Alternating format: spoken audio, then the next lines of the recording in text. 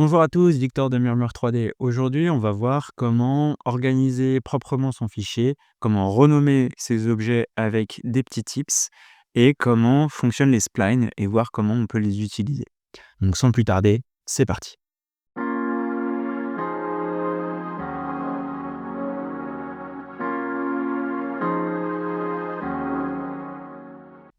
Donc on est reparti sur 3ds Max. On va voir un petit peu comment ranger tout ce fichier parce que pour l'instant, tout est dans un seul dossier. Donc on va ouvrir le Layer Explorer. Et là, en fait, si on clique sur cette petite flèche, on voit que j'ai tous mes objets et il y en a très peu qui sont renommés. On voit aussi qu'il y a ces carrés bizarres. Il y en a qui ont des ronds et il y en a qui ont des ronds avec des carrés entremêlés. Donc déjà, pour que vous sachiez, les ronds, c'est les editable polygones ou les edit poly et ceux qui ont un carré, c'est les splines. Donc, et ceux-là, pardon, c'est des groupes. Donc, ce qu'on va commencer, c'est qu'on va prendre toute ma scène, hop, et on va aller sur groupe et on va faire exploit. Donc ça permet d'exploser tous les groupes pour qu'il n'y ait plus aucun groupe dans toute ma scène. Et si je pourrais faire ungroup, mais en fait, ungroup, c'est bien si jamais j'ai un groupe, mais pas des groupes dans des groupes. En fait, si ça fait un peu des poupées russes, on fait exploit et comme ça, on est sûr de casser absolument tous les groupes d'un coup. Ensuite, on va pouvoir se créer des fichiers proprement. Donc, déjà, on va commencer par prendre tout ce qui concerne le bâtiment. Donc, on va prendre tout ce qui concerne le bâtiment avec ma petite marche ici. OK, super. Et là, on va cliquer sur ce premier onglet, créer un nouveau calque, create a new layer. Donc, en cliquant dessus, je vais l'appeler A.bâtiment.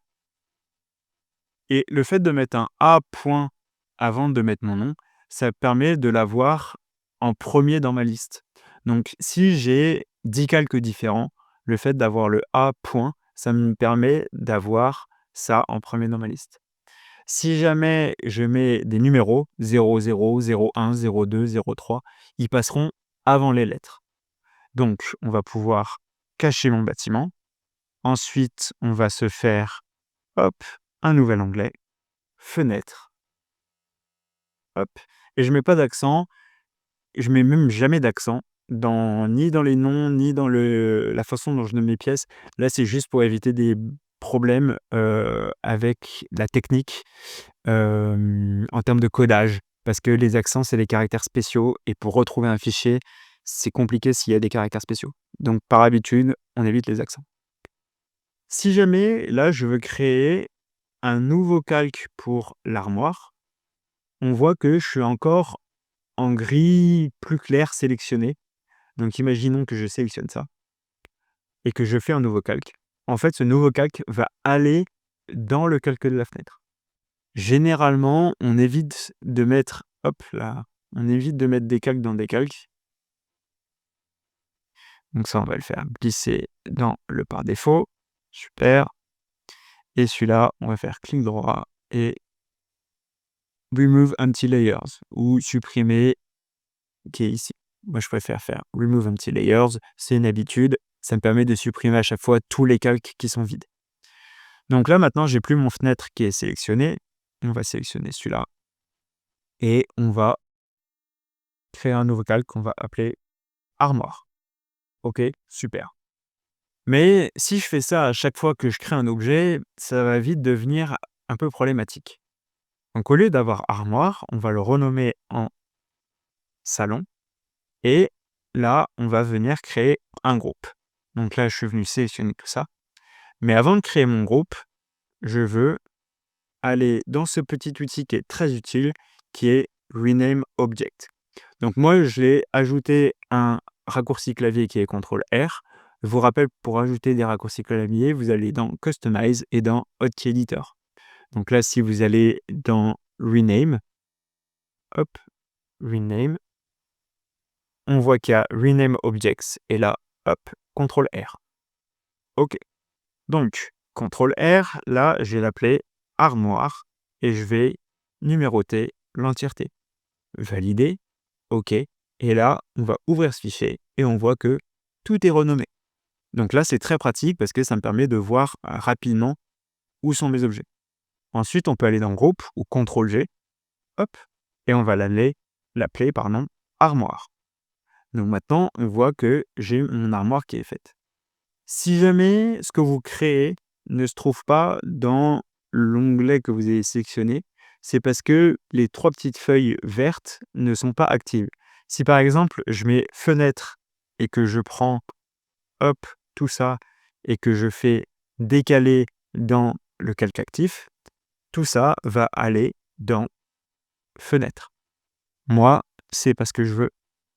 Hop, on va prendre tout ça et on va le mettre ça dans salon. Super. Donc là, on a mon pied de table. Donc celui-là, je vais me meubler. Hop, hop, on va même pas s'embêter. On va faire un quick attach. OK. Et ça, on va le nommer table. Super. Mais là, on a vu que en faisant mon quick attach, ma table était retournée dans fenêtre. Donc pour ça, hop, on n'oublie pas d'activer le calque salon. Et du coup, là maintenant, tout ce qu'on fera dans le calque salon ira dans le calque salon. Ça, j'en ai pas besoin, donc je le supprime. Et là, j'ai bien toutes mes chaises qui sont renommées. Si on agrandit un petit peu cette partie-là, on voit qu'elles sont renommées avec des numéros. Hop, et si je rétrécis ça, on a cette deuxième partie. Donc là, ça permet de freeze des objets. Et donc là, je peux même plus les sélectionner, je peux même plus les déplacer. Il n'y a rien qui peut se passer autour. Donc on va unfreeze. Ça permet, lorsqu'on fait un rendu, à ce que ce soit pas à ce qu'on ne puisse pas le voir. Et même chose avec tout ça. Mais tout ça, on n'en a pas besoin. Généralement, moi, je préfère cacher l'objet, tout simplement. Donc ensuite, notre canapé, on va le regrouper en un seul objet, qu'on va renommer canapé, sans accent, évidemment. Hop, super. Et là, on va avoir tout ça que je vais faire dans un calque cuisine. Hop, on va avoir CTRL-R, mes plans de travail.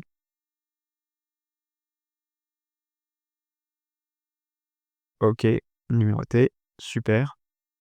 Là, on va prendre toutes mes portes du bas.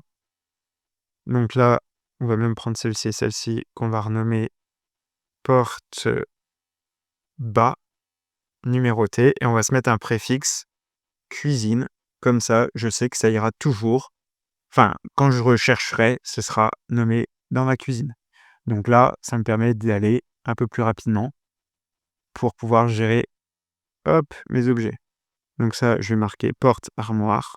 OK. Et là, je vais marquer porte haute. Porte haute. Renommée.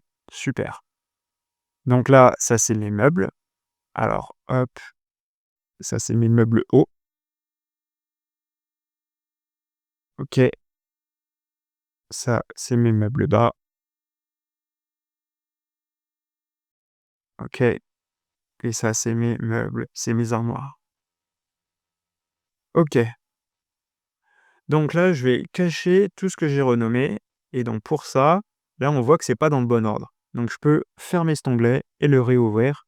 Et quand on ouvre cuisine, maintenant, on voit que tout ce que j'ai renommé, hop là, il est dans le bon ordre.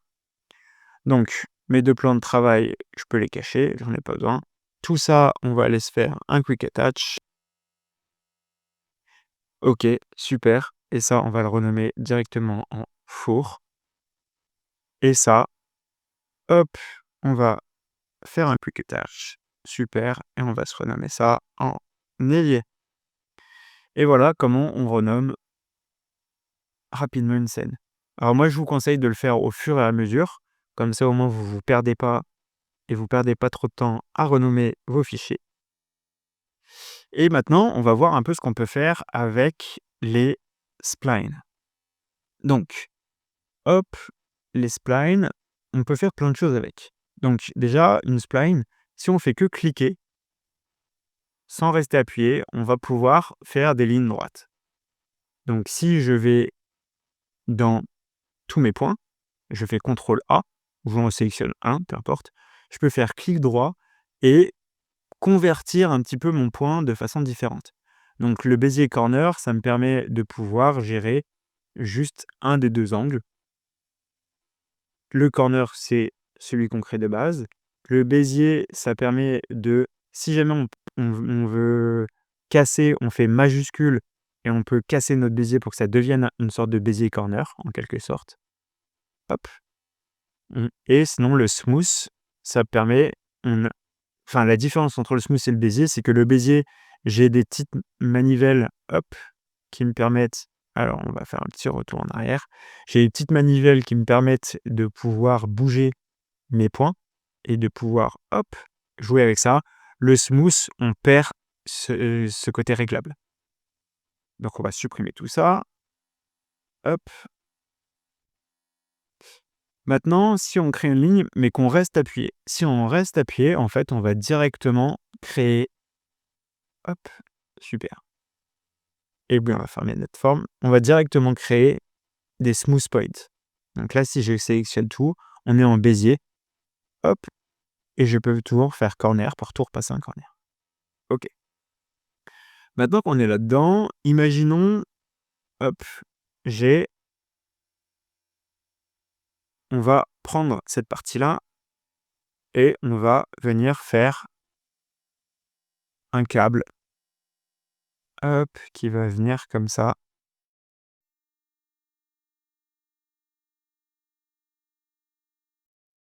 Super. Donc là, on va venir en vue de dessus, on va se mettre mon rail, on va le mettre tout sur l'extérieur. Hop, super, c'est déjà le cas. Et on va pouvoir venir le monter dans l'espace. Donc là, on va le mettre à 1,10 m, OK. Et là, on peut faire Enable in Render et Enable in Viewport. Et là, on peut le passer en radial ou en rectangulaire. Pour l'exemple là, on va le passer en radial parce qu'on va faire une sorte de main courante. Hop. Et du coup, là, on va pouvoir dire que ma main courante, elle fait, hop, 6 centimètres. Plus je rajoute de polygones, donc on va faire F4 pour voir, plus je rajoute de polygones, plus on aura quelque chose de précis, moins j'en ai. Donc là, j'en ai 4, j'en ai 3, on va avoir du triangle. On va rester à 12, c'est suffisant pour des objets qu'on voit de loin. Et là, ce qu'on peut faire, c'est que on va pouvoir se faire nos rambardes maintenant. Et donc pour ça, on va venir se faire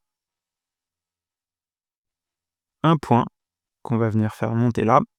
Super. On va venir se le décaler ici.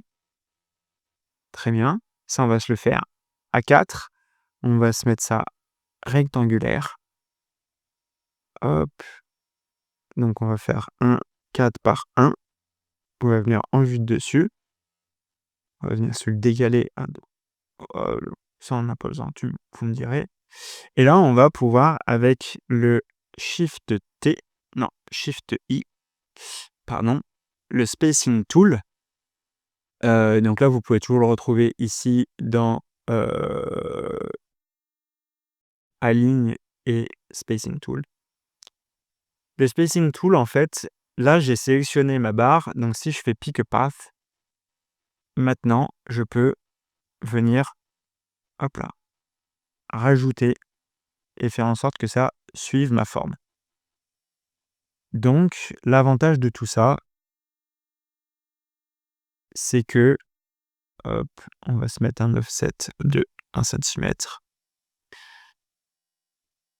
On va se mettre le center, super. On va se mettre un offset un peu plus grand de 5 centimètres, très bien. Hop, et alors par contre, ça c'est un peu le problème, c'est que si jamais on clique à côté, ça disparaît. Et là, on va pouvoir gérer, hop, voilà, super.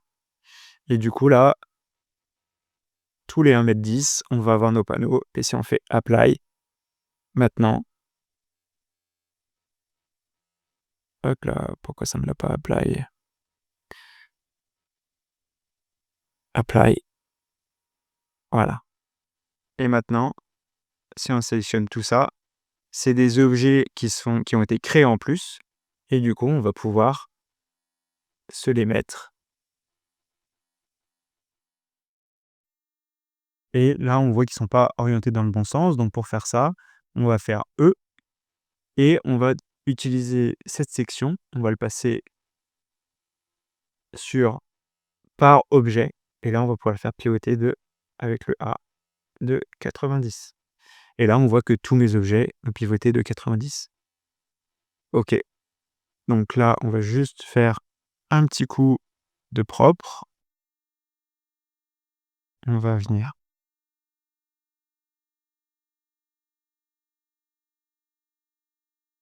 hop, se les remettre au centre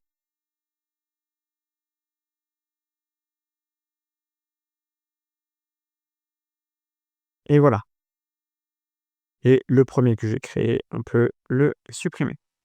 Et du coup, maintenant, on va pouvoir prendre cet objet-là qu'on va copier, on va le passer en rectangle et là, on va se faire quelque chose de 1 centimètre par, par 1 mètre et comme ça nous fait notre rambarde en verre. Super et du coup, là, on a créé une rambarde très rapidement. Maintenant, on va aussi créer un vase. Donc on va créer un vase, donc pour ça, on va venir, hop, désactiver ça et ça. On va aller sur la vue de dessus, on va faire un vase qu'on va faire ressembler comme ça. Hop, on va venir lui mettre ça comme ça, parfait. Et là, on va venir lui ramener ça un petit peu au centre. Et là, on va venir lui mettre des petits filets. Hop. Et alors, on va juste venir refine. Refine, ça permet de rajouter des points, en fait. Donc là, je fais W. Ça me permet de rajouter des points pour être un petit peu plus précis dans la forme que je veux donner. Hop. Voilà. Je veux qu'il y ait un faux fond, par exemple, enfin, un fond plat. Et du coup, là, je vais pouvoir mettre juste 2 petits filets. Super. Un ici. Très bien. Là, un gros ici, qui va venir un peu casser ma forme. Et un ici. Donc, après, on a le weld, on a le connect, on en a plein qu'on a déjà vu dans le edit poly, mais le fillet, c'est vrai qu'on l'avait pas vu. Et puis, le refine ou le create line. Le create line permet de rajouter des lignes. Clic droit pour quitter. Et le refine permet de rajouter des points. Et donc là, maintenant, on va faire une révolution avec l'outil Lath. Mais là, on voit qu'il se fait par rapport à mon gizmo. Donc, on va supprimer mon Lath. Et je vais vous montrer 2 façons de déplacer votre gizmo. Donc, il y a celui-là, aligner les pivots, qui est dans les scripts que je vous ai fournis gratuitement dans une autre vidéo. Et là, on va le mettre ici. Si on fait un Lath maintenant, il se fait bien par rapport à cet axe-là. Autre façon de faire, on peut aller dans le 3e qui est hiérarchie et cliquer sur Affect Pivot Only. Maintenant, si je déplace ça, je déplace que mon pivot. Et ça, on voit que je suis en mode édition des pivots parce que j'ai des grosses flèches qui apparaissent. Si je désélectionne ça, on voit que j'ai mes flèches qui disparaissent.